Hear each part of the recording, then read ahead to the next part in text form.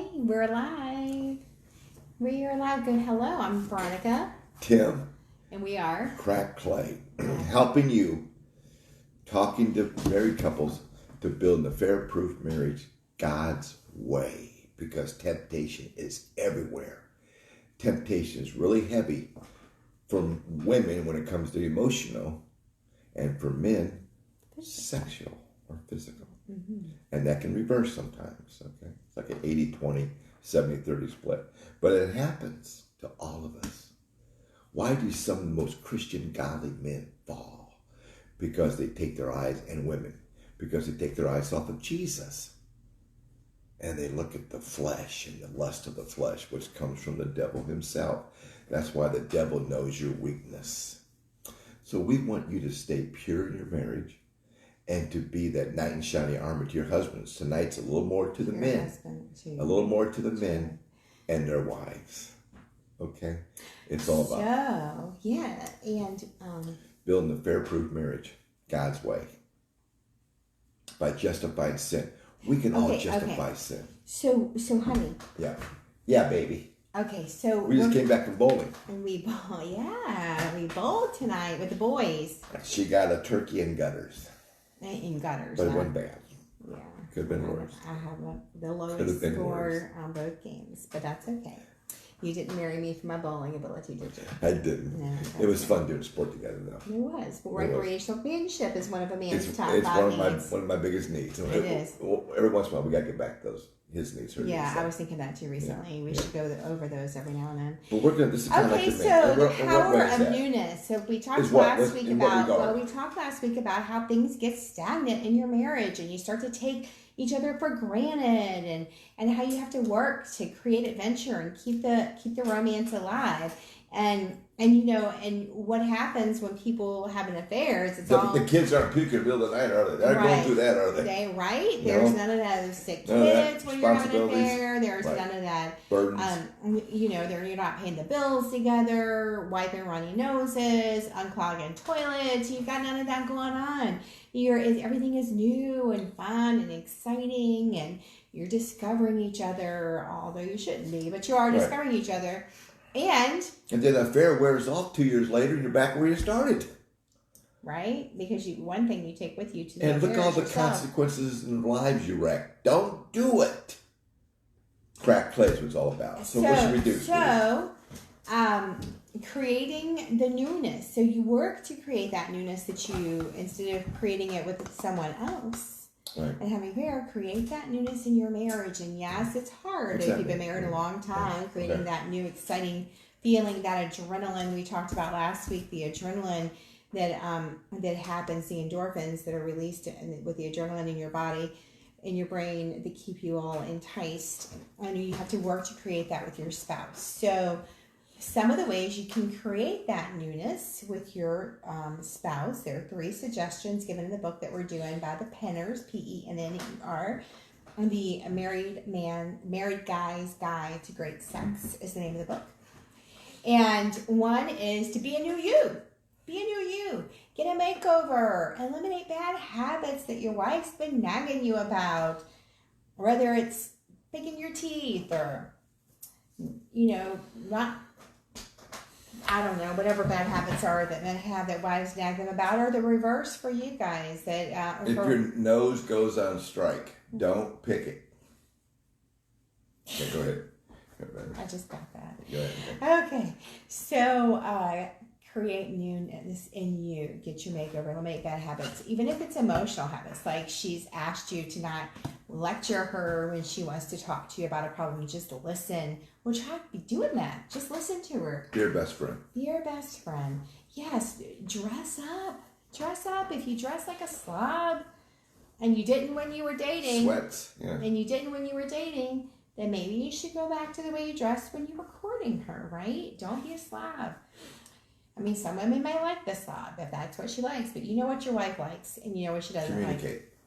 And you know what she doesn't like. So, number 2, find a new setting and create an erotic adventure in a new setting in your marriage, whether it's a hotel, a motel, a campground, An RV. If you can't afford that, you can create a new setting, an erotic adventure in your home. It doesn't have to be outside of the home, but just, put some candles out and put a blanket down. Just have some time alone or after the kids go to bed. If you can't afford a babysitter, to create an environment of adventure or an afternoon when the kids are in school. Oh, right. Or an afternoon when the kids are in school. Create an erotic adventure in your home. And the third thing is to discover a new experience together. So it's natural, they say, to repeat the same sexual experiences over and over in your marriage. And that is just a lot of wasted potential in your marriage. Try new things together. There's tons of potential in marriage, guys. Try new things together in and out of the bedroom. In and out of the bedroom, try new things together. And nudge yourself to create an experience. Nudge yourself to get out of your comfort zone. And you can plan your adventure together, or you can plan it as a surprise for your wife or wives for your husbands. And in doing that, you're going to create some fresh vitality in your marriage and ignite some flames, ignite some passion in your marriage. Remember how you wooed her? Remember how you pursued her and won her over? Keep doing that. Don't stop. Keep doing it. What'd you do? You went the extra mile and got her that gift. You kind of snuck around and got her that gift and present, and you knew she liked, because she said she liked that in the store, how much she liked that. And you brought it to her and surprised her under her pillow, or whatever the case may be. Keep pursuing your wife, because that affair is so enticing, because there's no responsibilities with it. There's no burdens with it. But that affair is going to wear off just like that penny when it loses its shine.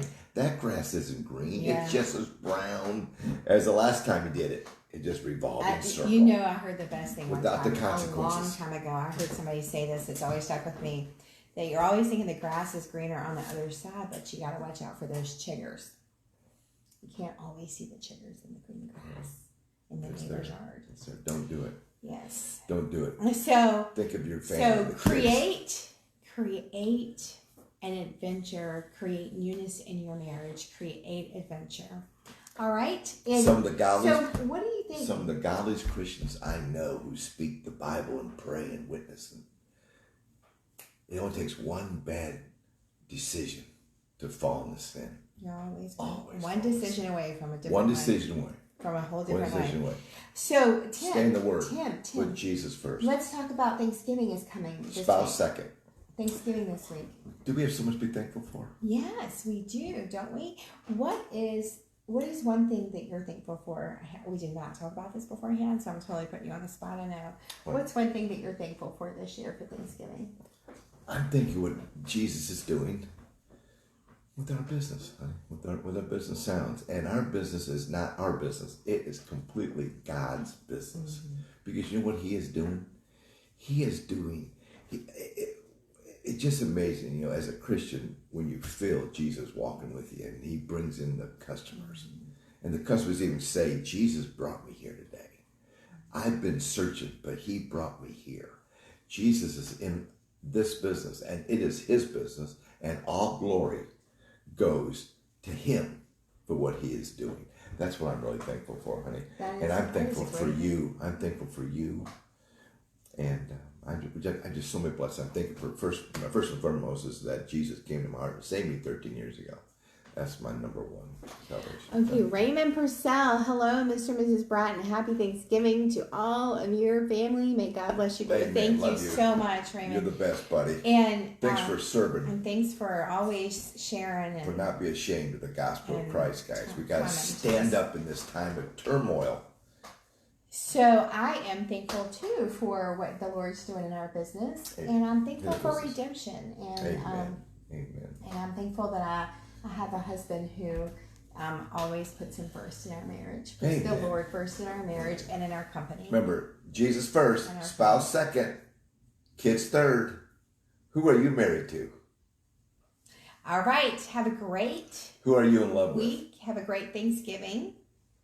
And let us know if you have any prayer requests. It's not the job first. It's not or the kids first. The kids first. Jesus first. And lots of mamas make that choice. Second.